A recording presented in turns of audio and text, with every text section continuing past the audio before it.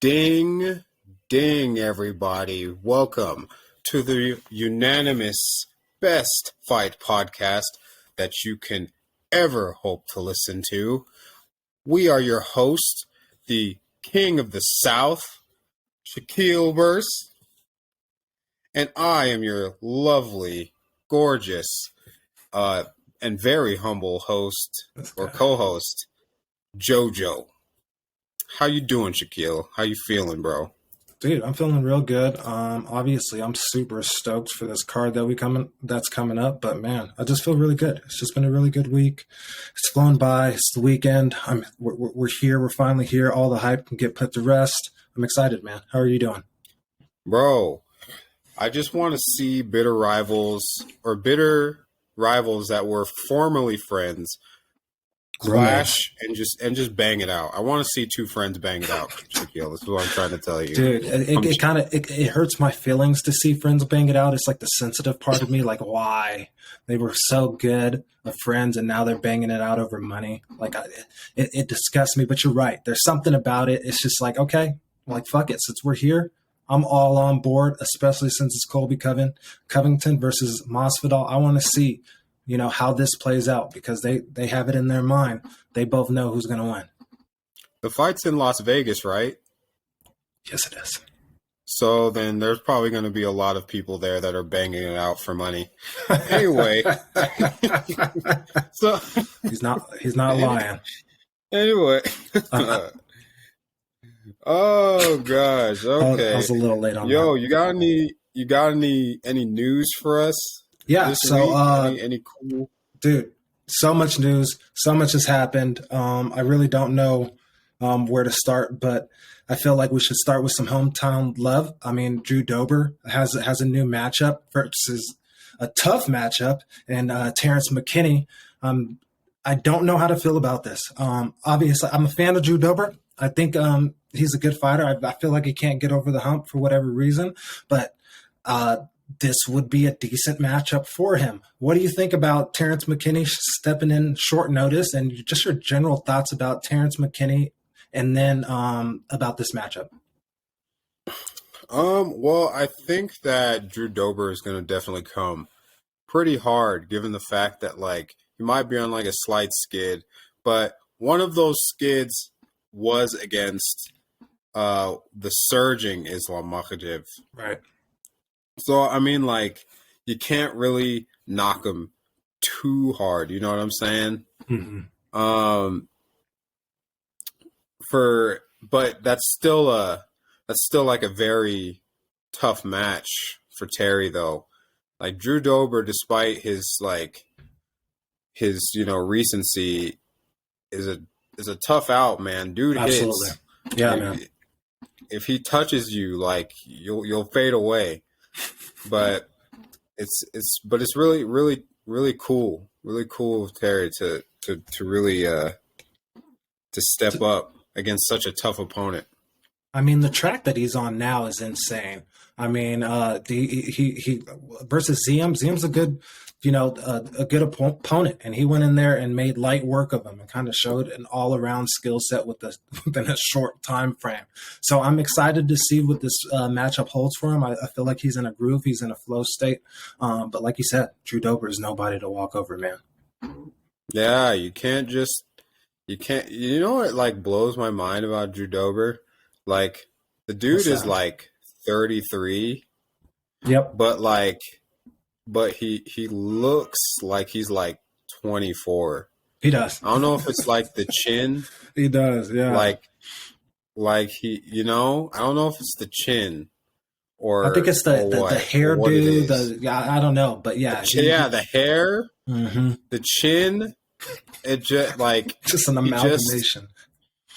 I don't know what it is. He also has like the face of someone who you'd be like, oh, what's a stereotypical like handsome dude look like? And then someone creates him in a lab or something like that. Captain America-ish. I know Captain America like jaw structure and shit. Yeah. But all I know is it's a pretty cool card. That whole fight night seems like pretty nice. and I'm pretty excited to see that. I'm pretty excited to see something like that. And it's only 8 days. Holy shit! Yeah, that's what I'm saying. Bro. It's a quick turnaround, and for Terence to have as good of a fight as he did, he's, like I said, he's kind of in his zone right now. So it's going to be interesting to see how it plays out. What do you got for us? That is true. All right. Well, we've been gone for a while, so I think this is like fairly obvious of Renato Moicano after his amazing win against Alex Hernandez is stepping in short notice at a catch weight of 170 against the ex. Go ahead. Was it 170? I think it's 160. 170, 160. Regardless, he's stepping in against the great veteran and ex-lightweight champion, Rafael Dos Anjos. I'm pretty excited for it, especially seeing the way his like boxing kind of like it looked to kind of improve. I remember, well, I mean, him striking with like Fiziev. I mean, Fiziev took him out, but like it's Fiziev, you know, like he's nice. He's nice. Yeah, come on. Now. Yeah, his striking is just nice, but still though, like seeing the way that he was able to just dismantle Alex, like really made me have like a new look on him and his skills. Like we now know he has, you know, we can see he has the power in his hands. His boxing is nice, and of course he's like a wizard on the ground. Right. But yeah, man, I was still kind of disappointed that we couldn't get the original match. It was going to be a banger. Oh, I was so looking forward to that. But yes, I can't confirm. Still good. I can confirm it was. It is 160 catch weight. It's 160. Okay.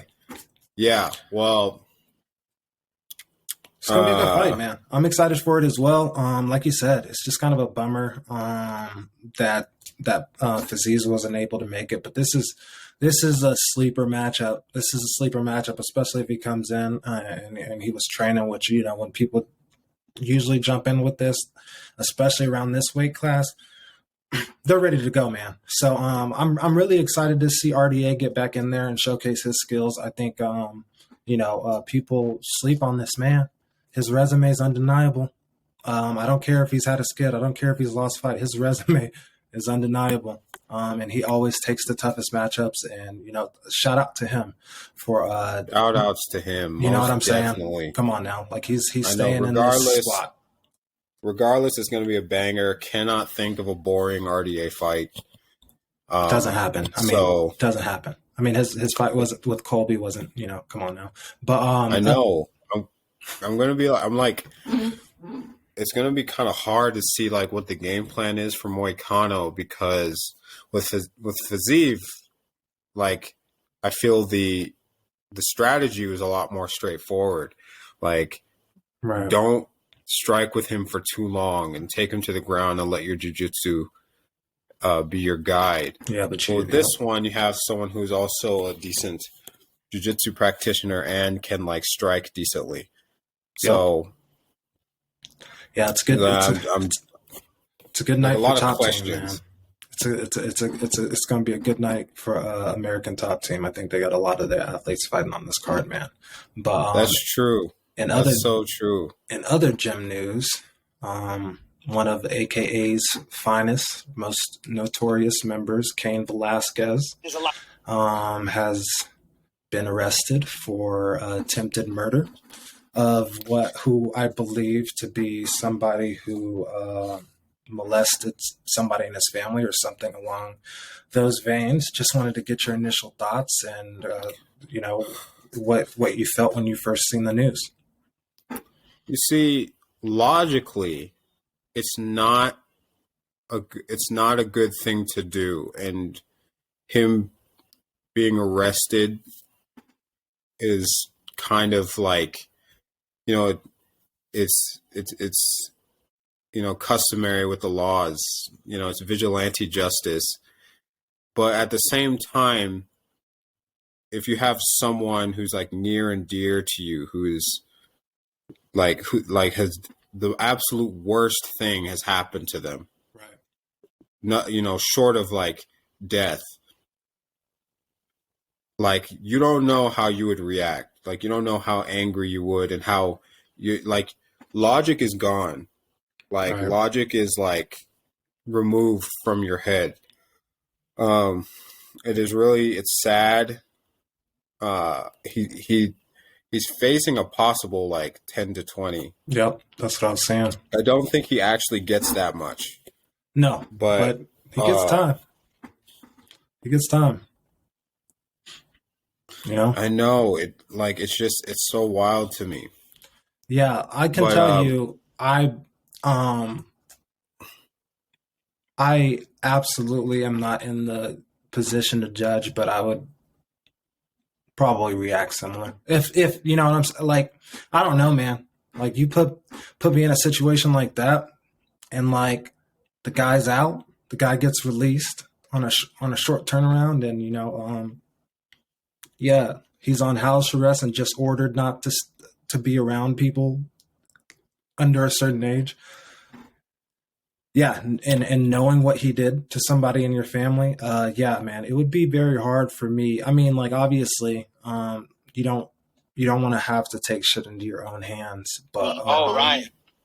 Yeah, when you are in disenfranchised communities, you don't really feel like your voice is being heard, and sometimes you feel like you're backed against the wall. And what else can you do? And sometimes you're willing to die on your shield for something that you believe in. And I just feel like Kane got to that point because, yeah, man, that's heavy shit. Like if all that shit is true, that's some heavy shit, man. It is, and like it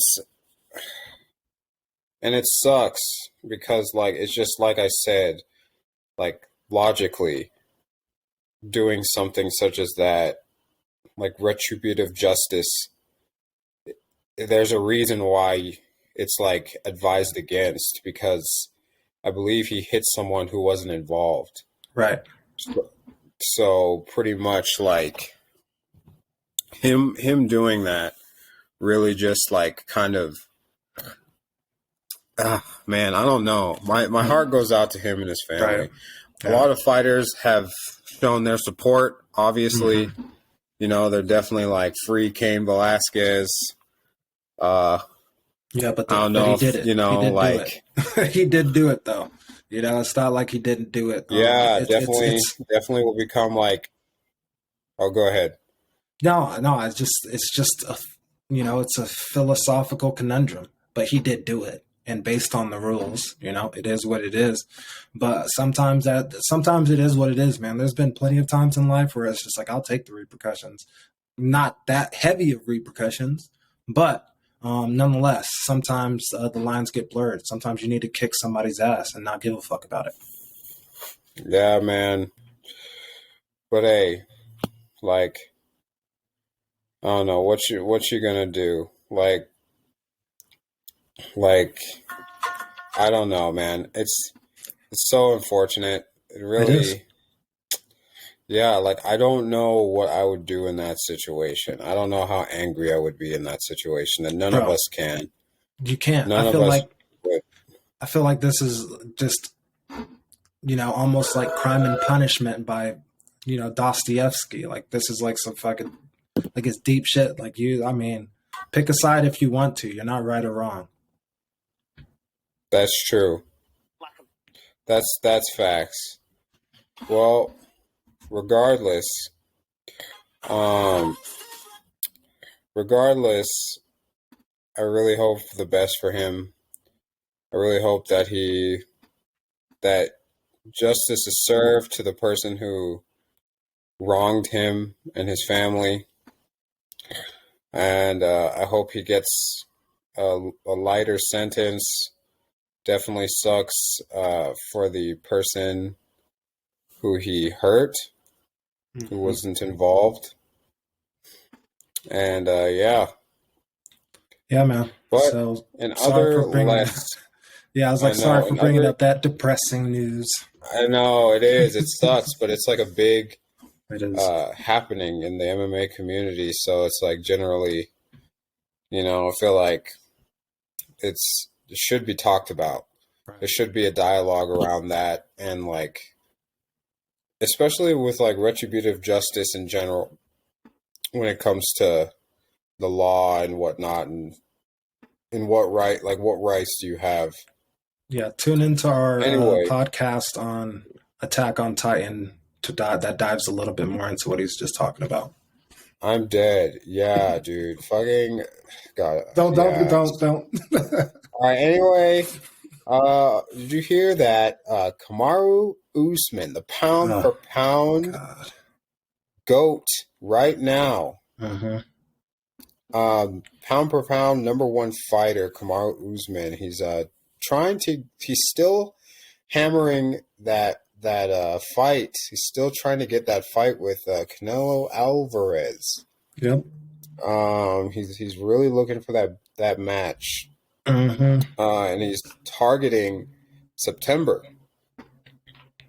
Could this be kind of hinting at a possible like retirement plan? And how likely is he to get this fight? I'll start with that one. He's not likely to get it September. I mean, if we're talking about this fight, it's not likely. It's not likely. And honestly, we'll get into this later, but his chances go down depending on what happens on this card and what happens in April, So, yeah, his chances of getting this in terms of September is unlikely. And what was the first part of that question?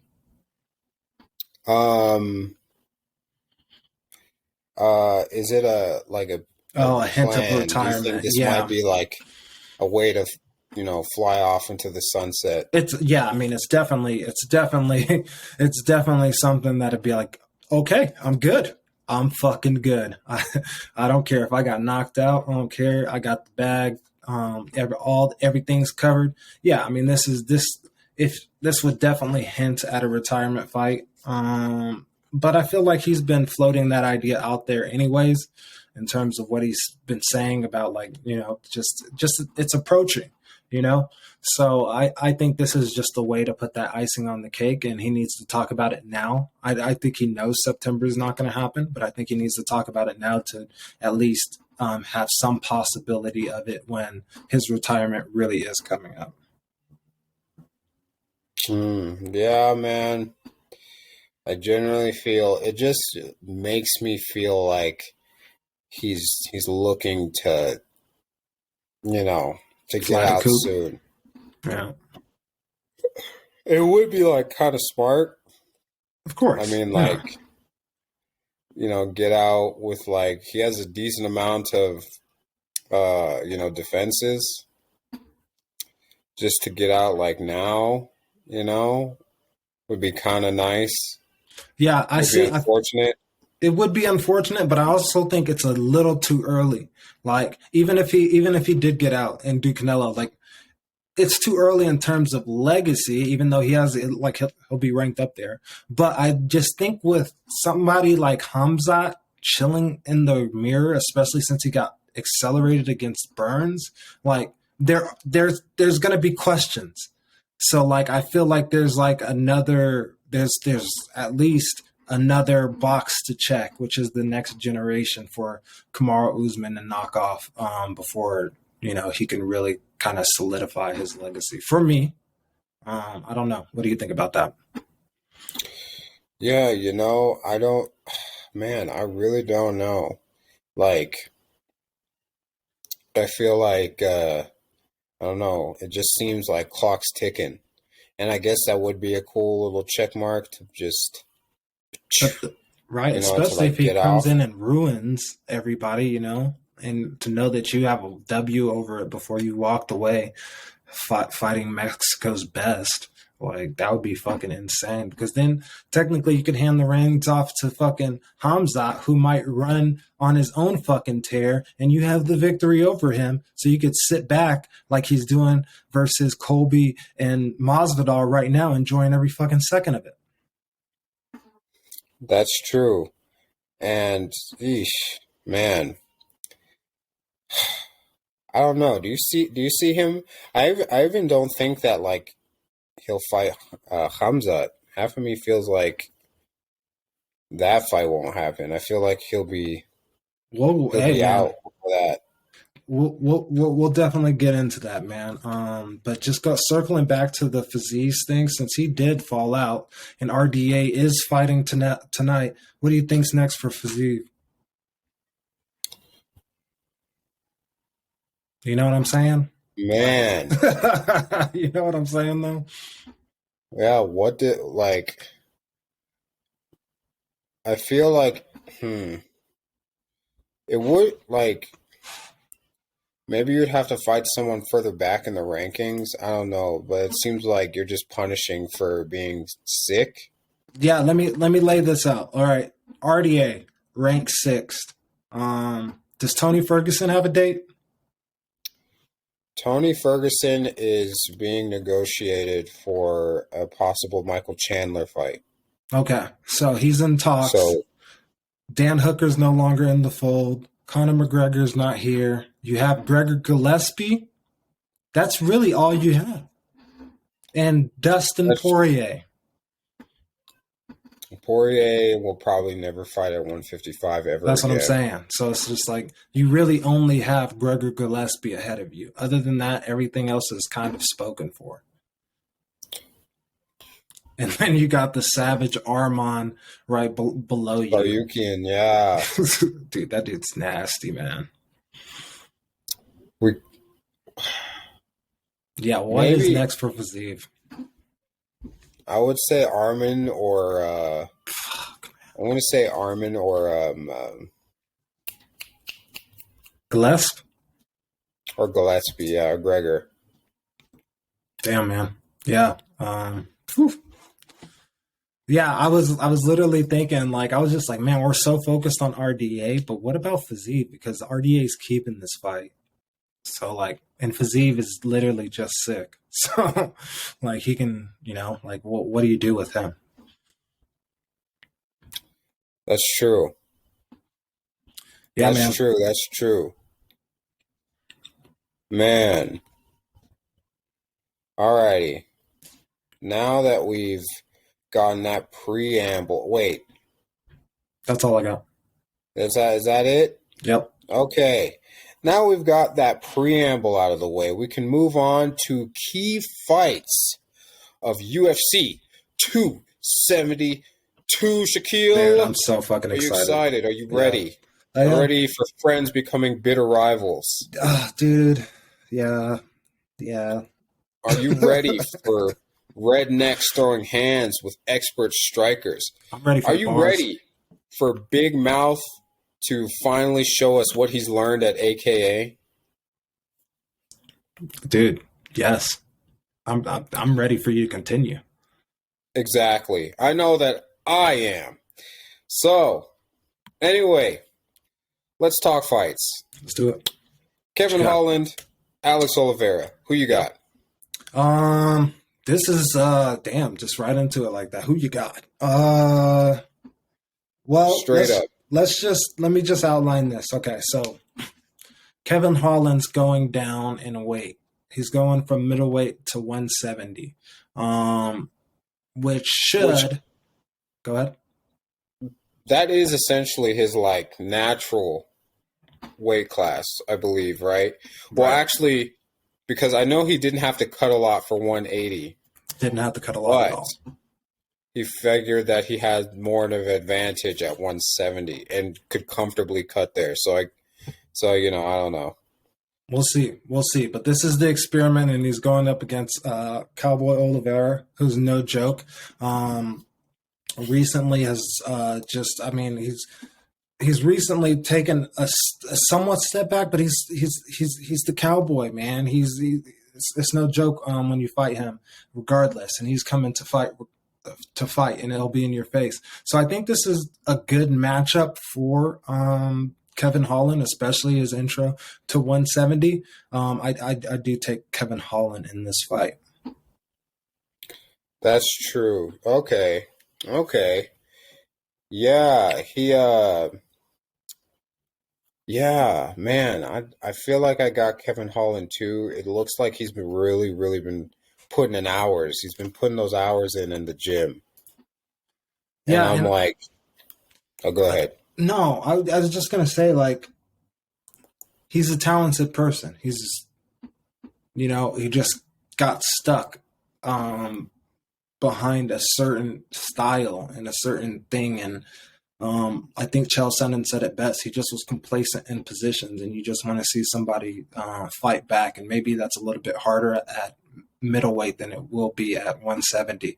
So I like Kevin Holland, but again, this is not an easy match for him at all.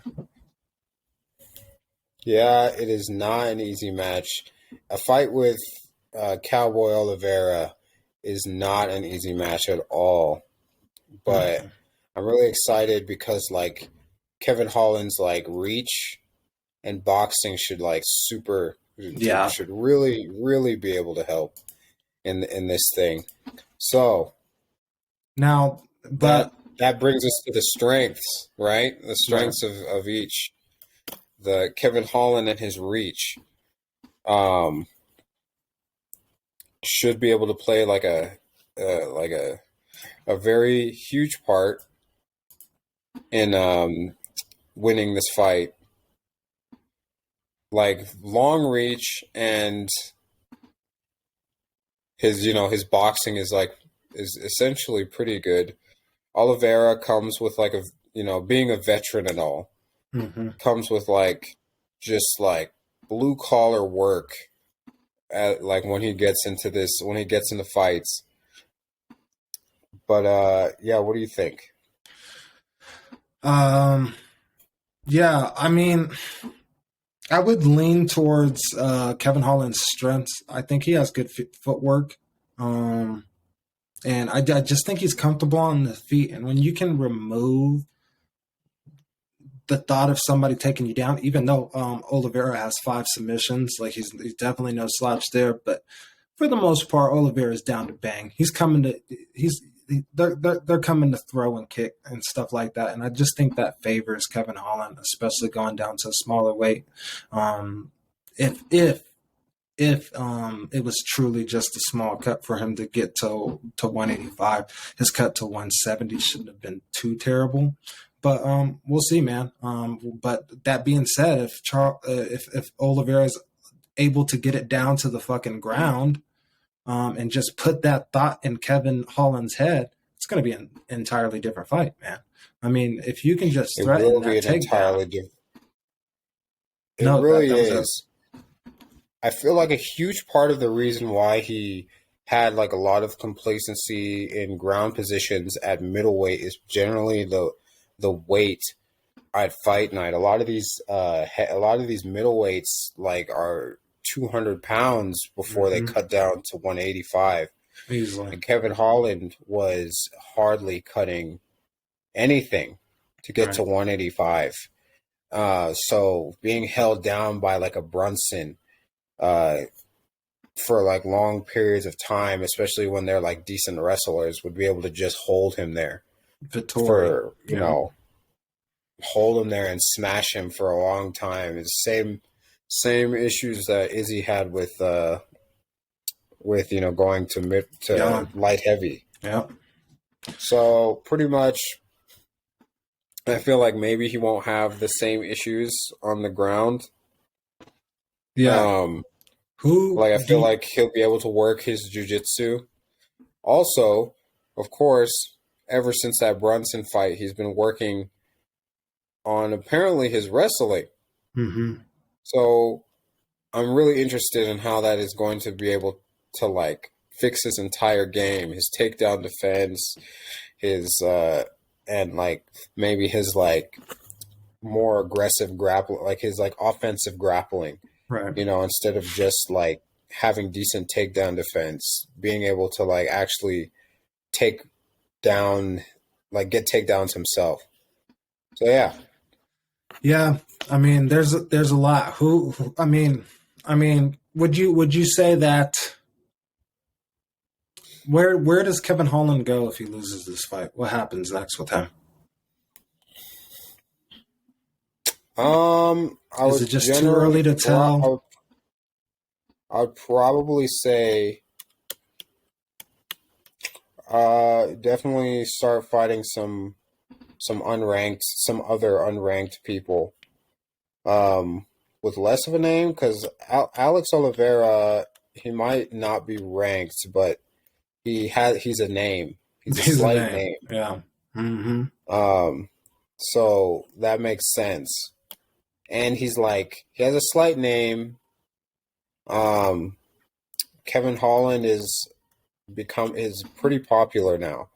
So Yeah, he has a I would slight say so. Alex Oliveira has a slight name. He's on a 2-fight skid, and it would be perfect. If he lost, it'd probably just be back to the He's young. fighting unranked. Yeah. He's a young fighter. I mean, how old's Kevin Holland? 28 maybe? It's 29. 29. I mean, yeah, he's a young fighter. Yeah, He's and he was on a rocket ship, you know what I'm saying? Like he went on that 5-fight win streak. Was it 5-fight? I think it was 5-fight. He went on that win streak where he got those 5 fights in a year. I mean, his trajectory was up, so it just didn't give him a chance. But I think, yeah, just grind mode, man. I think he's going to show up to this fight. I think this is a fight that he can win and kind of announce himself. But I think he just needs to get those reps in and just get the fear of being taken down out of his head. I don't know if that fear is there, but just can't be complacent with those positions, man. But next up, we got Edson Barboza, who I know this is huge, man. Who just lost to Giga Shikante, but had 2 pretty good wins before that, facing Bryce Mitchell, Thug Nasty, who is obviously undefeated.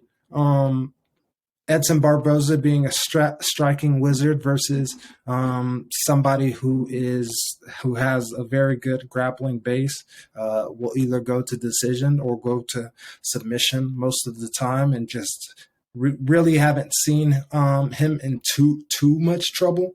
He has been a formidable opponent for all of his competition, but this is going to be the real test, man. Who do you have in this fight, and how do you see it playing out? Man, I definitely looked at if you watch the Embedded, I have. I saw Bryce hitting pads, and his hands were very questionable. Abysmal, huh? But that's not where he's known. That's not what he's known for. Right. He's known for being like slick on the ground. Almost, I think did he finish with a twister? I think he got a finish over Rosa. Yeah, it was a twister versus Matt Silas. So okay, yeah, he almost got it on Rosa, but it would have been crazy. 2 in a row. Yes, but all I'm saying is that the game plan is simple with Oliveira. Like you gotta take him to the ground. Sorry, Doug Nasty. You said Oliveira. Oh shit! Doug Nasty has to take Edson to the ground. Right. Very obvious game plan, like what he has. Classic striker versus grappler. If he tries to throw hands with Edson Barboza, probably won't end up very well. No. But who do I give it to, Shaquille? That's the thing. That's the question. Yeah, I mean, the main question is, how do you see this fight playing out in terms of round by round basis? Does Thug Nasty get a takedown? I want to say that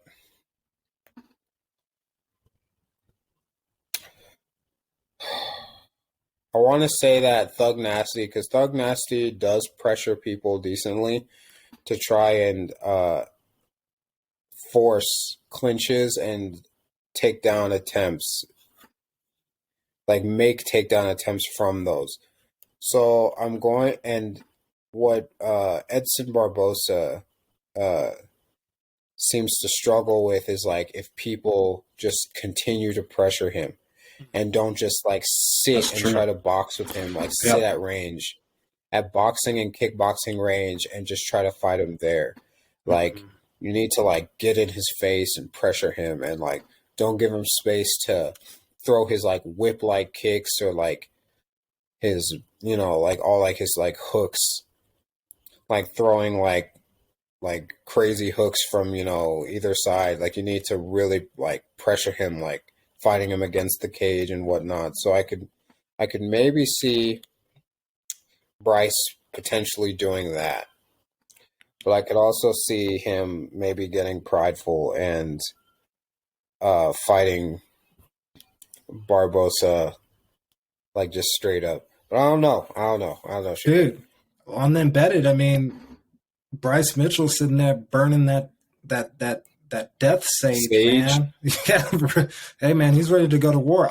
This is, I mean, it's like you said, it's the classic matchup, you know, striker versus grappler. And usually, to our dismay, because we would both prefer striking, it usually doesn't go well because when you can bridge the gap, a lot of strikers don't have that footwork to work backwards. I mean, Izzy is a godsend for all of us strikers out there because he knows how to do it and he understands his body in the ring to an immaculate level. But for most strikers, that shit is difficult as fuck. And if all somebody needs to do is pressure you and then grab your wrist and then work, oh gosh, it's a long, hard night, man. And obviously, it has worked to much success for Bryce Mitchell so far in his career. That's true, and I really, well, I'm an Edson Barboza stan. All right, we're gonna pull up the graphic. Yeah, I love it. Shut up! I love Edson Barboza so much. He's the man. He's the man. And don't get me wrong, there are things you can do early. You have to do them early and do them often to discourage a grappler and get them the fuck off. And Edson has that in his tool shed. And I mean, it's 3 rounds. So, you know, he can. This is a winnable fight. This is a very winnable fight for Edson Barboza as well. But he needs to be able to establish range and let Thug Nasty know that he's willing to get nasty too if you get too close. That's true. That's true. And you need to he needs to stay on the feet. Every round starts on the feet, man. Shaquille. Absolutely. Every round starts that way.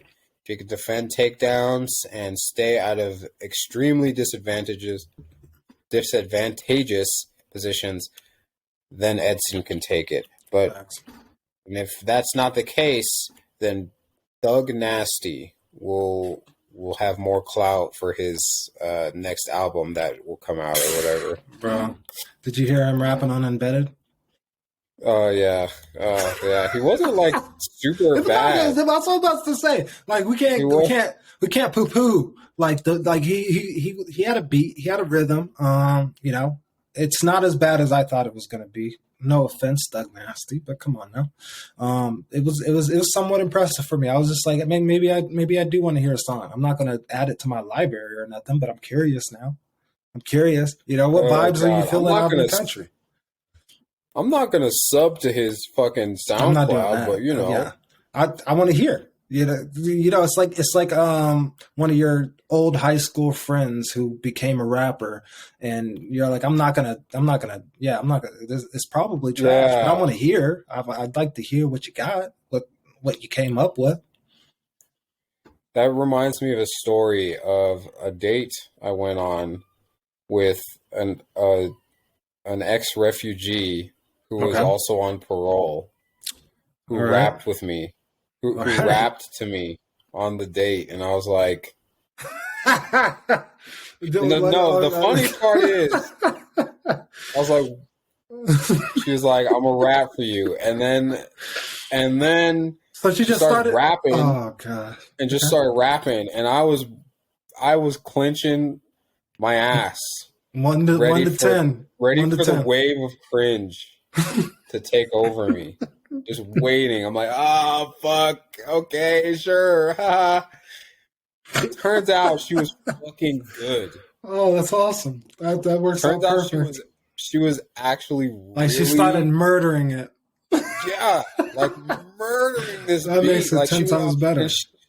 She was all doing the Busta Rhymes, like. I was like, oh my god, you're losing your shit. I was like, what am I listening to, bro? Unclenched asshole. Yeah, exactly, bruh. It was just shocked. And anytime I think about like friends becoming SoundCloud rappers, I think about that girl. All right. You can't sleep on it. Yeah, go ahead. So the main event of the evening. Great friends who allegedly lived with each other and paid each other's rent. Now enemies who wouldn't give a single dime to the other person. Fuck that nigga, man. So it's safe to say they would not pay for each other's rent anymore. Game bred, the two sons of Kamaru Usman go head to head tomorrow in Las Vegas. Yeah. Alrighty, Shaquille, are you ready? Dude. For Masvidal versus Colby Chaos Covington. Chaos versus Bread. Who wins? I'm fucking excited for this fight, man. Who wins? Fucking Kamaru. That's who fucking wins this fight. The end of the day. There's nobody who wins more than him. I'll tell you that. Like this is the end of the day. This is a proud. I wonder how this moment. fight. I wonder how this fight just looks like to Kamaru. All right. Amazing. Anyway, but yeah, I mean, this feels like I can't contradict what I just said versus Edson Barboza versus Bryce Mitchell. Colby's no joke. He can close the distance, set the pace, grab you in transition, and hit you all at the same time. Masvidal, very squirrely striker, creative striker, actually not bad in grappling situations and getting back to his feet. Feels to me that it's going to be like a war of attrition. I do have Masvidal being able to stay on his feet. I feel like the knowledge base of him working with Colby is enough. And it's not just him working with Colby, it's him working with wrestlers and addressing the very things that he needed to address, which really, goes back to Kamaru Usman, even further than that, but really drill down on some of those things with Kamaru Usman and kind of, I don't think he should sleep on the fact that Colby has never knocked out anybody, but like he should be weary of what he missed with Usman, which is just he respected the wrestling game and it just opened up a clean ass shot. But I do think Masvidal can mix it up and stay on the feet enough. This is really like, do you have it going to the finish or do you have somebody winning by knockout? And for me, I have somebody winning by knockout, and I think that would be Masvidal. What do you think, man? Colby the DraftKings has it 3-1. Colby has the favorite though, so we know he's a tough night out. Your money? Are you putting your money on that, Shaquille?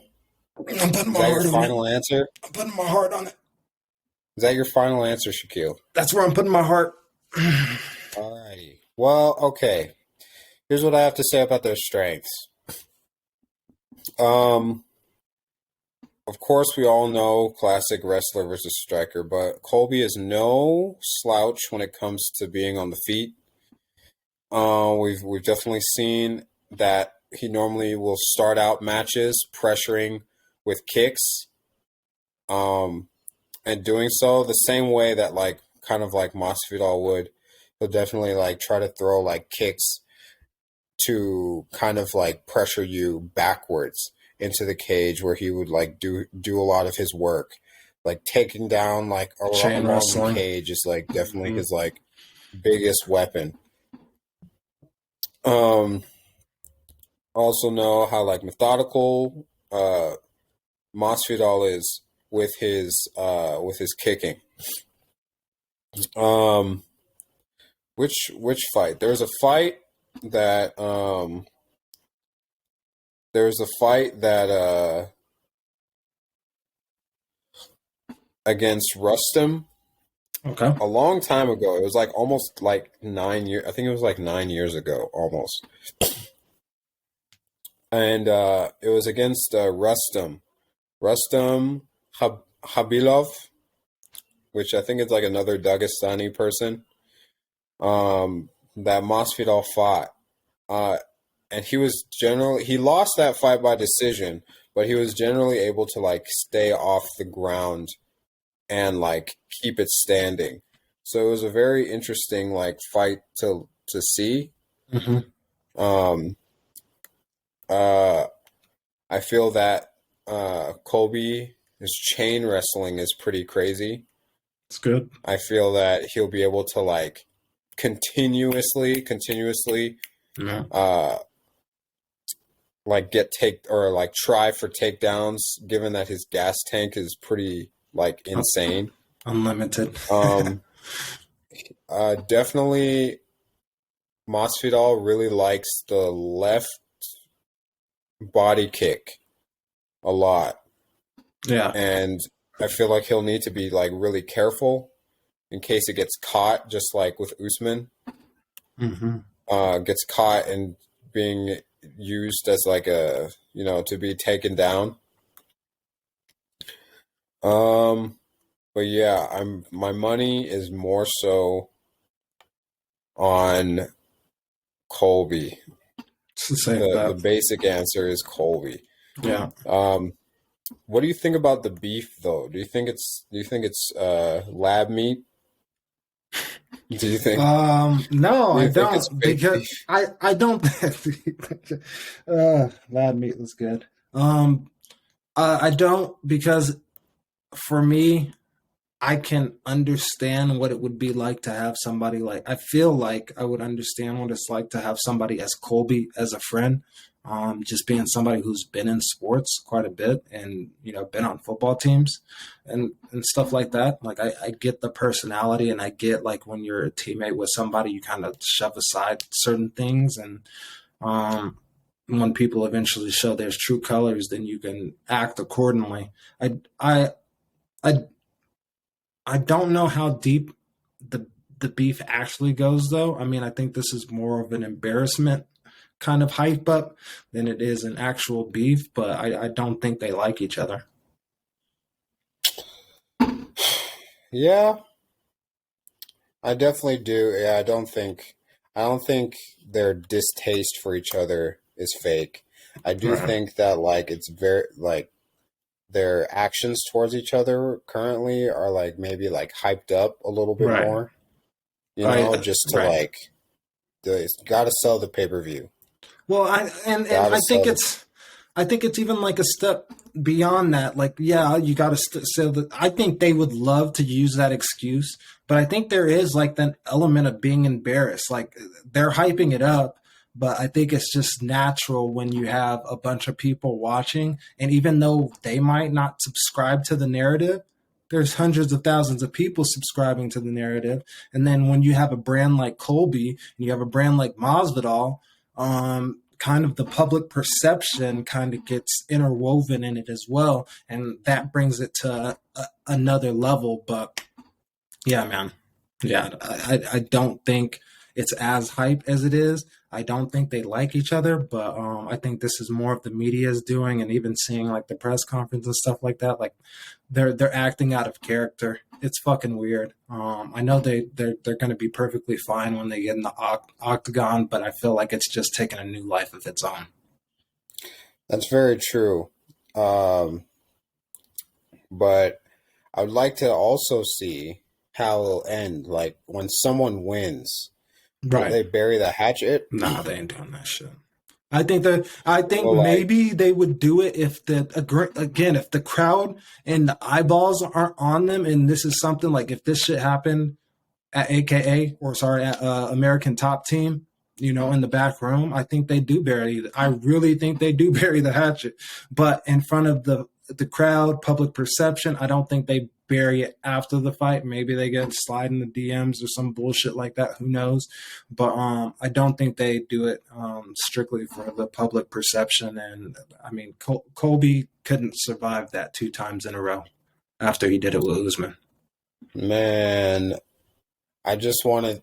All right, what's the over under that someone goes in for a handshake and the other person just like Oh man, what do you think that is like? the under would be neither of them doing it at all. Yeah, well, the under would be just them just not doing that. Yeah. Like, just not shaking. No one goes for any handshake whatsoever. I'm taking the under, bro. I think it's. I mean, like I'm taking the under. Yeah, dude. You can't afford to go for the handshake and get the. You can't do that. By the way, I mean when fucking Robert Whitaker did that fucking against Izzy, that's some next level shit, man. I'm gonna hit you with the rock paper scissors, nigga. I already won. Get the fuck out of here, bro. Bitch. Yeah, I love that so goddamn much. I realized it real time, and I was fucking dead, bro. I was just saying it over and over again. I was just like, this motherfucker. He just has to have like something over it, the other person. Like I love a it. win I appreciate it. I'm so dead. So neither of them gentlemen could afford it, but I will go ahead and present this question: who has more to lose? So Masvidal just apparently signed a multi-fight contract, which apparently makes him like tied with Izzy as like the current most like paid, Yep.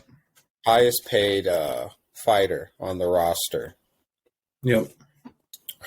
So, it generally just like yeah, it generally did have me thinking like if he lost, what would be I mean, I guess you just have fun fights with him. Dude, that's all. Like, That's all. Yep. I was about to say, man, he has so much. like Nate Diaz fight, maybe Conor McGregor fight.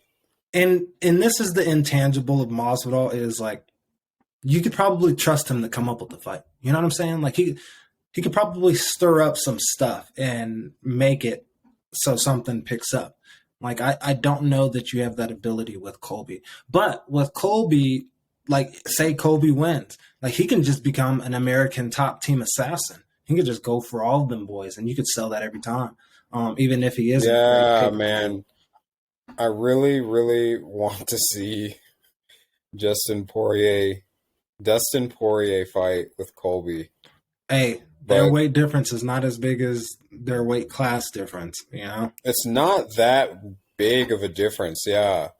Like it's really not that big of a weight. Like Colby might be maybe just like a little bit bigger. Right. And that's it. Like just a tiny bit bigger. Yeah, but man. Yeah. Yeah. Again, can't wait. All the safe money is on Colby for all the reasons you highlighted. I'm excited, man. And I think we had this. You asked me a while ago if I had to choose some fighters, obviously not top tier fighters to learn from, who would they be? And Masvidal is one of those people, regardless of his skid against Usman and whatnot. I think he's that dude. I think he's all around. Obviously, he's box office. The UFC agrees with that kind of deal. And yeah, I do think he has enough to see what's stuck in my mind, and it's totally unfair to Covington, is I think about his fight with Usman, which was a good fight, man.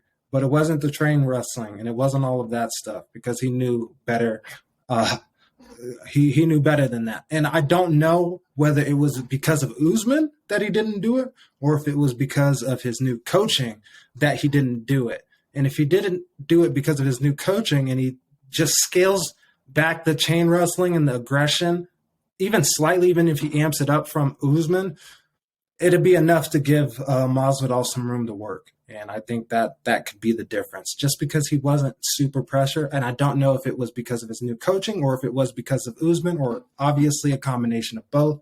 But there's a lot of questions around this fight for good reason. And I'm just excited to see how it plays out. Will we see a fist bump? The fuck out of here. We'll see the face fist bump, bro. It's a bah! No, we're not getting any of that. I mean, dude, if we get that, I just wasted all that money because I'm turning the TV off that second. You know what I'm saying? It's just like, what is this? What is this? Oh, we made it. Got paid. Nah, hell nah. No.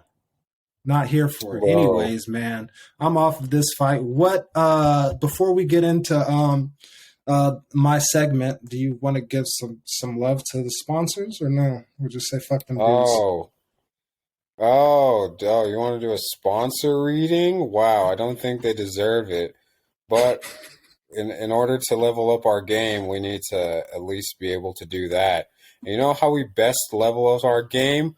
We go to fucking DraftKings. What's the best way to level up the intensity and the heart and the spirit you feel from a fight than putting a little bit of skrill on it, making it more interesting? DraftKings is the #1 sports betting app where you can put any amount of money and you get money back if the person you say wins. You get you're guaranteed a cut if a fighter hits the other fighter, and I figure that's pretty freaking awesome. I mean, look at me. I'm looking at my odds right now as we speak. Yeah, that's kind of rude, but that speaks to the testament of how great. That's a testament to how great DraftKings is. Use promo code 10-8 to get 1 month free, or get what is it? 150 bets free. There you go. For a fighter. Let's see if your parlay can beat my parlay with DraftKings. Anyway, on to our segments, Shaquille.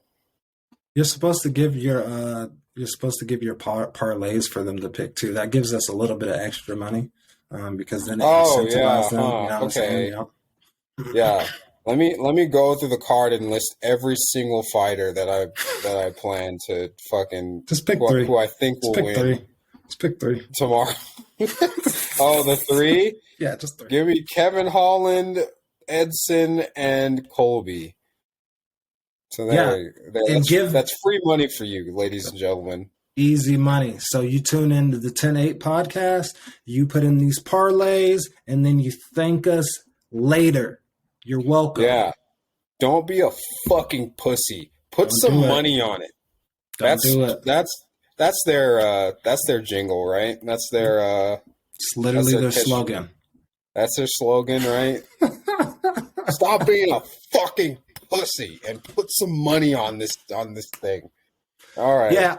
All right. So speaking of awesome matchups and parlays and all that good stuff, coming up April 9th, right around the corner. Super excited for this fight. We have Khamzat Chimaev versus Gilbert Burns. Finally. What do we think about this? I mean, dude, we've been talking about this for a while. Is this the right fight at the right time? There's just been so much like mystical talk about Khamzat. I mean, understandably so, but it's just nice to hear that he's finally getting a fight after so long, so much shit talk that he's been doing on the internet. Yeah. Like, so many stories from like Darren Till and yada, yada, yada, like training videos and everything. It's great to finally see that we can actually test him in there. Yeah, no, but I agree. I mean, this is a huge test. Like, this is this is I feel like this is the right fight at the right time because like it just feels like who else you gonna put him in there with? Who else you gonna put Hamzat in there with, man? Like you can put him in there if you just want to give him another payday, so to speak. But for the most part, he'd probably be the favorite in most of the fights that you could make. This is the fight that has the intrigue and then obviously puts him on a path to start really thinking about a matchup versus Kamaru Usman. And you just said earlier this show that you don't see them fighting. So if Hamzat beats Burns and say he beats him somewhat convincingly, we'll say it's not first round, but say he wins in somewhat convincing fashion, why do you think that Hamzat would not face the likes of Usman before Usman retires? If he goes in there and just blows the doors off of this fight, just like he's been doing, just dispatches of Gilbert Burns with such ease, then I guess we could see it. But you don't see that happening. Man, I don't see that happening. I don't see Gilbert getting taken out that way. If Gilbert loses, I do not see him losing like his previous opponents have lost. Yeah, I agree. It's hard to put my mind in that place. Gilbert is a A+ jiu-jitsu practitioner. The dude isn't the regular black belt in the UFC. Mm-hmm. Mans is a world champion in both gi and no gi jiu-jitsu. Yeah. Like the dude's a badass on the ground. So if he gets taken there, like it's like, which he most likely would. I feel like he'd be able to like defend off the back better than most people would. Yeah. Plus, he's not a bad striker either. And you're right, and this is why it's such an interesting test. And like you said with Gilbert, I mean this is a guy who competes at the highest level in grappling. Like it's not just like somebody who just knows grappling. Like he can go over to the professional grappling, like the flow grappling, like ADCC, the absolute. He could compete in that stuff and be competitive, if not win. So this is a scary grappler, and obviously, we see and we hear that Hamzat's grappling is on another level. I would say that Hamzat, off of appearances, has probably better offensive type of grappling on the feet to the ground transition, but obviously small sample pool, unranked fighters, nobody in the top 10. So this is the test that we want to see, because it either puts him in his right place among the rankings if he loses to Gilbert, or we still have even more questions to really address, which is how good is this guy? Is he Usman good? If he puts away if he finishes Burns at any point of this fight, I think he fights for the title next. I think if it's a decision, then maybe, you know what I'm saying? No, yeah. If you just dispatch of Gilbert Burns, right, like as easy as you've been taking out people, then yeah, you definitely deserve the title after that. You cannot deny him the title after that. It'd be very hard. And then oh man, I mean, Hamzat's, as it currently sits, he's a scary prospect because, like, I don't even want to start this conversation, but him versus Izzy, you know what I'm saying? Like, he has the kind of skill sets where he can legit go up to 185 and do well. It's not like there's murderers really standing in his way. I mean, there's definitely competition, and it's definitely going to be harder. But yeah, I mean, he has the flexibility that most people don't have, so it just makes him even scarier at 170. It really does, and I really feel that I really feel that like he would do really good at whatever weight class he's at. But man, I'm just happy that he finally got a fight. Agreed. Like Yep. Same. that's all I wanted. I Same. just Where's wanted this one him to get a at? fight. Do you know where it's at? Yeah, I I can't don't know. remember. I know it's not in America though. I feel like it's not in America. Yeah. Not too important. We'll cover that when it comes. But yeah, man. What do you got? All right. Well, okay. So Bryce Mitchell is a very um he's a very eccentric type of person, which most people in this sport are. Most characters in this sport are really really eccentric. But it really makes me think about like the politics of like different fighters. Uh like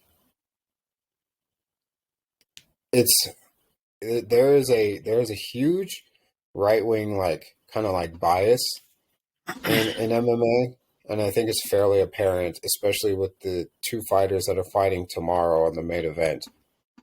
Uh, that like like most fighters would probably lean a little right. I'm like kind of wondering like why is that, and like what like kind of values that brings. Yeah, it's a I mean that's a good question. It really is. I would say obviously somebody who's not an expert in politics or anything like that, but I feel that the right, like if you were to put an archetypal frame on it, would be people who are less agreeable, um, probably more aggressive. And Yeah, since that's the nature of the sport, I think that personality type fits more right wing type of people. I think as time progressive, and the sport gets older, I think, and more knowledge kind of gets around the sport, I think that'll change. But for the most part, I think the personality type aligns a lot with what it means to be a fighter, or at least the old school version of what it means to be a fighter, which is, just that aggressive, I don't want to say toxic masculinity, but that kind of, um, you know what I'm saying, person, that kind of archetype really kind of permeates the early days of, pride and all that glory, all that stuff. So I think it just translates right. to personality types. I'm like I, I'm like yeah, well, all right. Of course, we all have different views on the world and different like opinions and stuff. I'm generally more of like a more left-leaning person. And like of course, I've trained a lot with like MMA fighters. If you want a hard sparring match or a hard rolling session, just say like, I don't know, whether it's true or not, say you voted for Joe Biden or or something. Well, it's really funny, and I feel that like yeah, like maybe like what it means to be like strong and stuff, and those values generally permeate right wing spaces a lot more. Um, I don't want to say it's an but old it's school type of thinking, but it's definitely been dominated more in history with that kind of thinking. And then so it just naturally flows into the pugilistic sports more so than the others. I mean it's like you would think it's just MMA, but it's not just MMA. It's football too. that's true. That yeah, I can definitely see that, but it's like generally like more like unabashedly like They have stated. the platform to do it. Football players Yeah, don't. like you're definitely you're definitely a lot less. I will say a lot maybe a less judged or so for for like any like very outlandish opinions that you may have. I remember when Jorge Masvidal posted like kind of like this like I think it was like a quote or something by um uh what was it? It was a I think it was something relatively anti-Semitic, like stating some like a conspiracy that he said, and then instantaneously Luke Thomas hopped into the comments and was like, "Okay, guys, this is not true," uh, and like posted like a link to like sources and stuff that generally demonstrated that his statement was like false. But yeah, it's just really like I've been to like a decent amount of gyms where they'll just be like talking about a lot of like conspiracy theories, like it's just matter of factly, and it's like pretty funny. So I'm Yeah, I definitely mean, like it's definitely one I'm of those definitely like spaces, man. yeah, I'm definitely come off as like fairly like a bleeding heart hippie in comparison to a lot of like my training partners and stuff like that. It's I find it funny just listening to Bryce's like views on the world and America and whatnot. Dude, the perspectives are crazy, man. I mean, this doesn't really have too much to do with what we're talking about directly, but when I went, a lot of my family is from the South, like you brought up earlier in this show. And when I went out to Waycross, Georgia, which is the boonies, like that's just out there in the country, and we have our little like like village. It's called Burstville, and then I remember being there, and I'm like, I can't imagine they're living in an entirely different world than I'm living in. Like it's like their perspective is so much different, and so I don't like to use the word limited because that's not fair. Your life is your life, but they don't have as much of a scope on what is going on in the world, and it just shapes their views. And somebody like Bryce Mitchell, who goes from small Arkansas to the big stage of UFC, it's just like that. That's a hell of a transition, and no amount of media training, no amount of yeah, it's just what do you do when you come from a small place and you have certain views and people uh, ask you questions? Do you just ignore all that stuff and don't speak your mind because of how people think, or what? But I know what you're talking about, because when I'm at Easton, sometimes when I used to train there, people would the conversations are crazy. It's crazy. You wouldn't believe it sometimes, and I'm just like where are y'all getting this, man? And why are you agreeing with him? Like, what is going on here, man? It's a very weird time, and I try not to get too caught up in it. But when it really comes down to the MMA politics, it is more right leaning. And when I look at America, it feels like it's more right leaning in general. I just feel like this is the backbone of what has propelled America, and not in the best way. I just feel like that's the framework of which things were kind of built, and it takes a lot of time for things like that to fade out and to get more, I guess, acknowledgement, more credence to the truth of things, rather than the attention and the negative emotions or energy towards things, man. That's true. And definitely here at the 10-8, we don't discriminate against political views and whatnot. And we we definitely like definitely don't like to leave people like outcasted, but Right. generally um generally yes. Uh And it this is is also just coming from two black men. So understand the context of where it's coming from. You know, that's true. like we're That's speaking true. from our perspective, and that might not fit the mold of how you understand or look at politics. It's a whole different world. But again, like you said, no discrimination or anything like that. It's just thoughts, that open discussions that we're willing to have. So That's true. That's true. All right, what else you got? Yeah, so in recent news, I mean, we've kind of moved past this, but Islam spoke up on Twitter saying, "Hey, RDA, what's good, man? I'll make the turnaround. We got unfinished business. Your light work. It's nothing for me to turn around and Nah, beat you. This is easy. I can do that." And RDA is like, "Cool, bet. Let's do this." Blah blah blah blah blah. Ends up Makhachev turned down the fight. Now Dana White has come out and said, well, fuck, I thought that fight was done. I was excited to see that fight.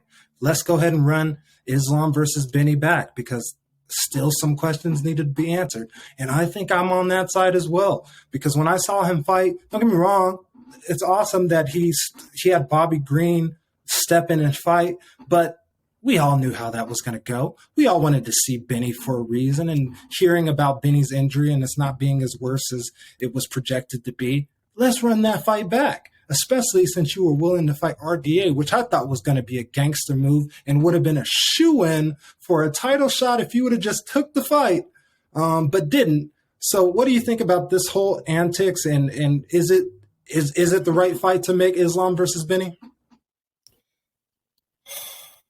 yeah, that was the fight that I generally wanted to see. I Right. feel like it would have been a general test for Islam.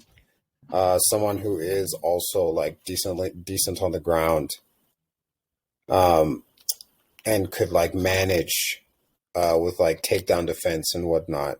Mm-hmm. Would have been nice to see. And I feel that like maybe Islam would have like got the next title shot.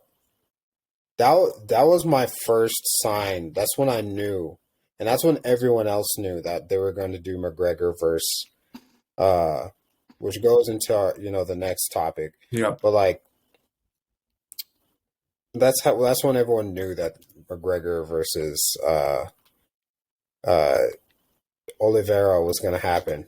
Mm-hmm. Because like then immediately they're like, all right, we're gonna make that fight. We're like, okay, we know what you're gonna do.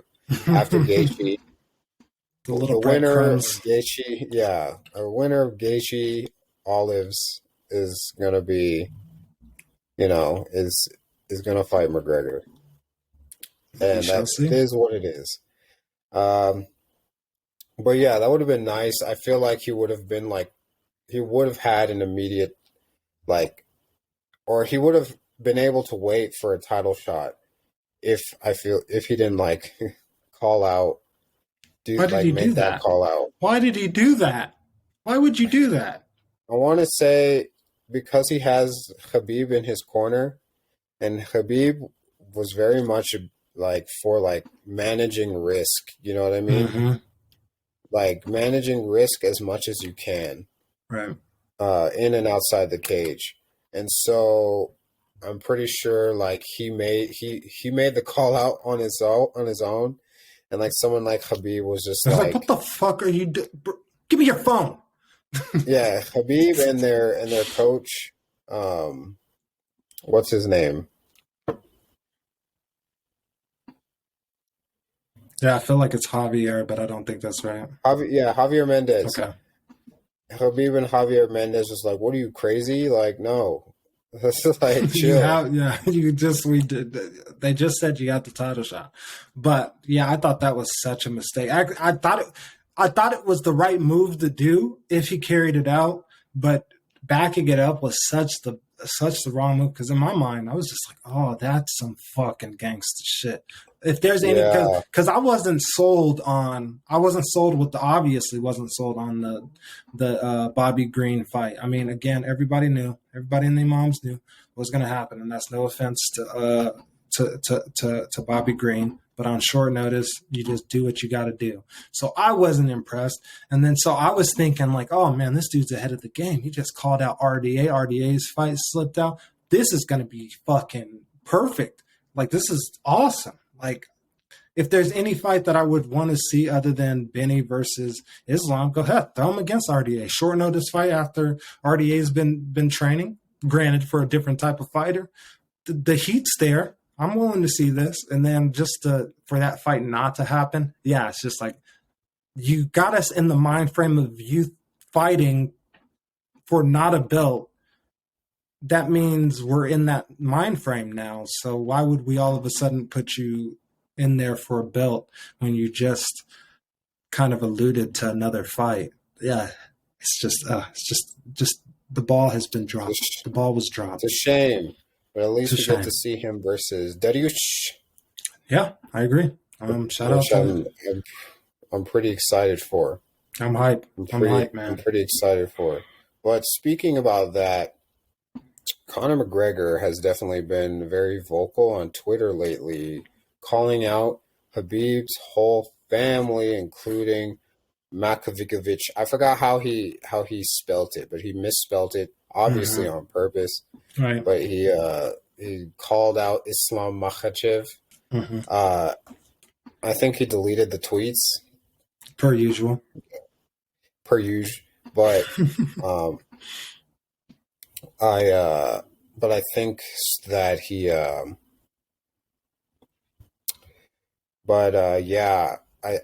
think he also wants that fight, I believe. I don't blame him. I think that's a hell of a fight for him. Motivation wise, I don't know what it's like to be Conor, but I would imagine if you can't get your hands on Khabib, Islam, you got to take this, man. You got to, and honestly, like Khabib would feel so fucking good if Islam won that fight, but if Islam lost, Khabib might unretire, man. He might be like, you know what, fuck all this. Like, really? I'm dead. You think? Just to beat his ass? You think you go? Because I think of Khabib as like he is a fighter at the end of the day, and like if Conor comes back and he fights the protege and wins, bro. I mean, I'm not saying Khabib would come back. I'm just saying if there's any reason to come back, god damn. Because what, you're just gonna let him have? Oh man, bro. That for Conor, that's an awesome fight. That's something like the fans could get behind. That's something where like that is going to be a lot of pressure for Khabib to even coach in the corner, even though they feel or know they're confident and they feel like they got that fight. But man, there's a lot of heat on that one. Man, well, of course I didn't. Man, that's a risky fight, but you know, most people in the top 5 is a risky fight for Facts. Either guy. Actually, everyone in the top 5 is a risky. Top 5 is a risky fight for Conor. Yeah. And Conor's the risk to those people too. Like, I mean, like, don't get me wrong, man. Like, Conor's beatable, but damn, does he look good every time he's out there?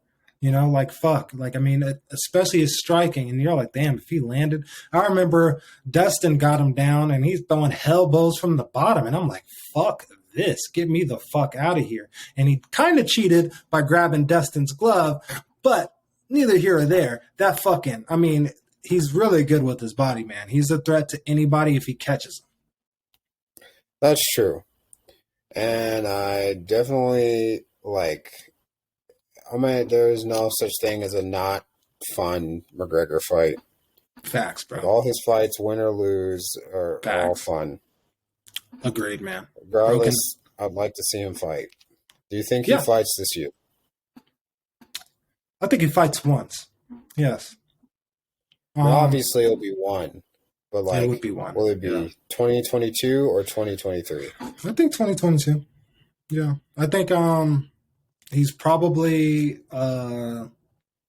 he probably could technically fight in the summer. I think it won't be till the end of the year, but I think he'll fight. I think he's. I'm gonna say. I guess this is the other half of the question: is like, if he was to fight, who does he come back against? Conor doesn't like warm up fights, and like if he's physically able to fight, and what if Justin Gaethje wins? What if he wins convincingly? Like, I think Conor McGregor would want to hop in that. And I think Justin Gaethje would oblige. So, I don't know. It just depends on the matchup. Yeah, dude. I would like to think that,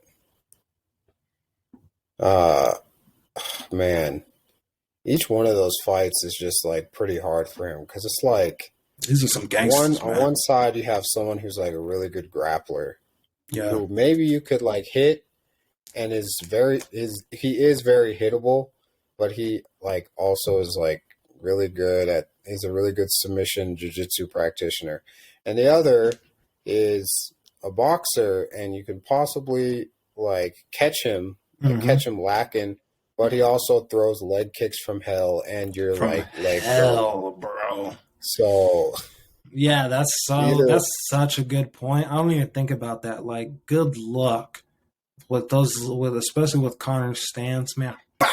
Oh, Justin Gaethje has the best leg kicks in the game, and they're sneaky, and then that's why they're the best, is because they're so fucking sneaky, man. You know, and they hurt every single time, man. They're impressive. That is something. When I rewatched that Michael Chandler fight, I'm like, no, Mike, no. Oh, what do you do against a sicko who doesn't care if you check him? You know, it's like, okay, cool, we'll do this again. We'll do it again. How about now? Anyways, but you're right. Any matchup is a tough matchup. Lightweight, scary division. Bantamweight, scary division. But for now, yeah, we'll see. So let's go ahead and get into it.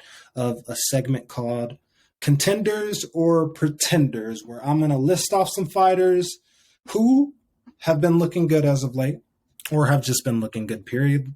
And then you let me know if they are a contender or a pretender and why. You ready to get into it, JoJo? All right, go.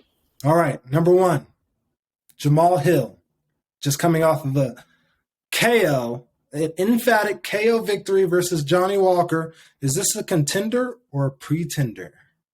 Bro, I would definitely say if you just flatline Johnny Walker like that, you definitely have to be a contender. Like, you definitely has to be.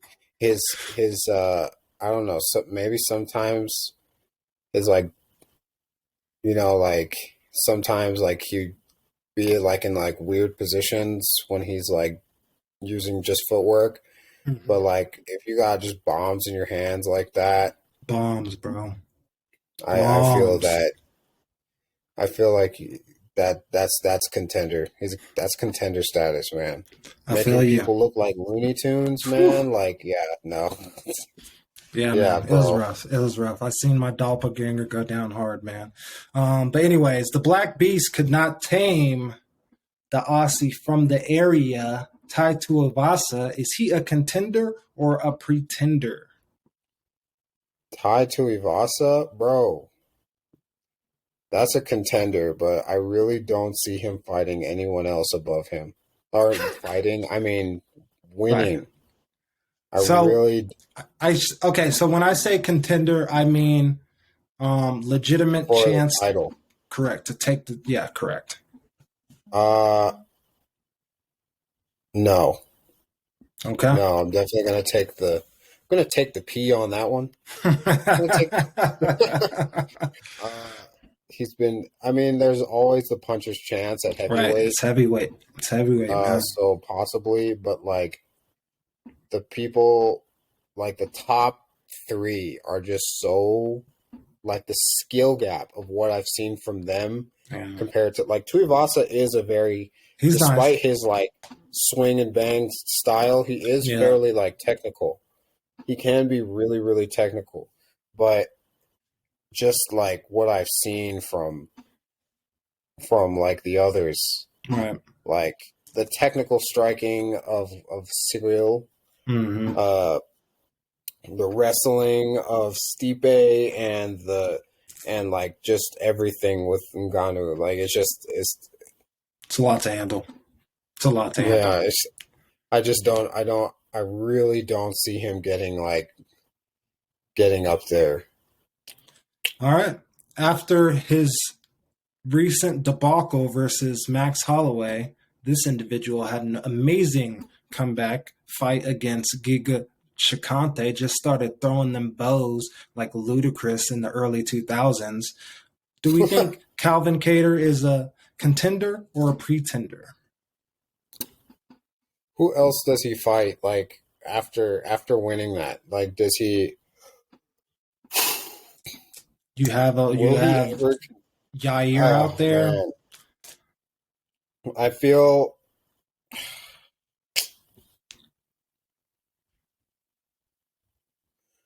Hmm. This is a good one. I had to go through the list. I was like, let me pick some good ones out because I almost did some ones where I was just like, no, I know exactly what he's gonna say. Man, because then you have like, man, you have some crazy people. Yeesh. You have like Yair, you have like, man, you have.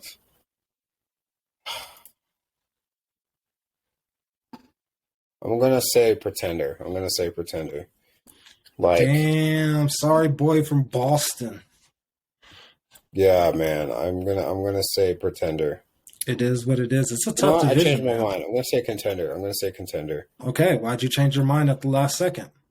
I changed my mind because I feel that like it's in the realm of possibility with like the people that he, like that he, that like that are ahead of him, Mm-hmm. you know, like the zombies and like the Ortega and Yair. I feel like he has like a puncher's chance against them. Yep. I feel like the gap in skill isn't like tremendously far. But like I do still think that they have a tad bit more skills and more tools to deal with him. Mm-hmm. But I feel like it's a possibility. I'm going to say Contender. Nice. There we go. Fucking Matt Damon and Ben Affleck would be happy as fuck. All right, this is a way too early one, but nonetheless, want to get your thoughts on this fellow who has had a blazing start. Who Give it to me. really looks like he's a force to be reckoned with. I know it's too early to put him in the name of contender versus pretender, but we're just going to project a little bit. What do we think about Rachmanov and his potential in this division, the welterweight division? Man, the dude is just flying. Mans is flying. He's nice, man. And he passes Rachmanov. the eye test too. Like when you watch him, you're like, oh my God, this guy's relaxed, but he has this ability to just increase the intensity for these milliseconds and then reset. It's beautiful to watch. Yeah, like he knows how to minimalize mistakes. Like he just makes none in these striking exchanges. Oh man, dude, this is a tough one because he's far away right now. He's 100% going to the top 10. Like he's a top 10 fighter fighting in unranked opponents. Yeah. He's 15 right now, so he just broke it. But He nonetheless, just broke. Yeah, he just broke it. Yeah, man, the dude is top 10. Yep, I couldn't agree more. Now he's in the question phase where it's like this like surging talent is coming up through the ranks, and you're just like, okay, now I want to see him tested against like ranked opponents. I want to see how he manages like all these like crazy like individuals. Who would you want to see him against next? Next, we're gonna put him against Nico Price. Where's Nico Price at? He's not on there. He's not ranked? No, he's Nico not. Price is not ranked? Yep. Wow. He's not there, man. So choose to pick again. Man, that's racism. Yeah, that's crazy. He's not ranked, bro. Bro, that is actually wild. It's because of his post-fight antics against Cowboy. He was so happy with the draw that they're like, "No, get the fuck out of here, bro." Yeah, they're like, "Why are you happy, bitch?" I would say put him against. Don't do this to my guy, but put him against Michael Chiesa. No, no. What is No, okay. I was gonna say Li Jingliang. No, don't do that to him. Come on. But man. like, yeah, the dude already. Come on, man. Like, man's already fought like surging talent, motherfucker. Like, bro, literally got thrown in the pool, man. he did, bro. He did. Give him. Sean Brady. Is Ponzinibbio ranked? Yeah, I swear he's ranked one above him, so that would actually be good. But I think I still feel like he'll have the same question. But he's ranked one above him right now. Him. Kiesa's ranked 10. That shit's crazy. I'm trying to think who lost. Who lost recently? Put him up against Wonder Boy. I'm dead. Oh, man. That's a good test. It kind of is. That's a good test, man. I mean, you could put him up against Magny, too. That's true. Like, if you just need, I feel like you get, like, at this point, you need to give him somewhat of a name because it works twofold. Because now he's a big enough name that he's on at least some people's radar, ours, that, like, he needs to break more ground with the casuals and putting up against, like, even if he loses, a good fight against, like, Wonder Boy or Neil Magny, I think it just does wonders for both fighters, honestly. Man. Steven put him against Neil Magny. You're like, Magny's always down. You're like, I don't want to see him up against Wonder Boy. Yeah, I don't want one. Yeah, actually, it'd be a good fight, dude. man. It'd be a good fight. It would be a good fight. Yeah, put him against Wonder Boy. All right, that's all I got for contenders or pretenders, my guy. That was a good segment. I liked it. Thank you. I'm out. I'm dry. Okay, you're dry.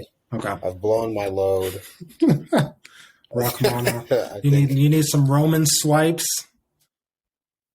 Exactly. Exactly. Segue into 100% I do. Oh man. Well, thank you for watching, everyone. Really appreciate it. Please like and subscribe. Remember, we are your go-to podcast for everything fight sports. This is the 10-8 podcast signing off. And thank you for watching. Like and subscribe.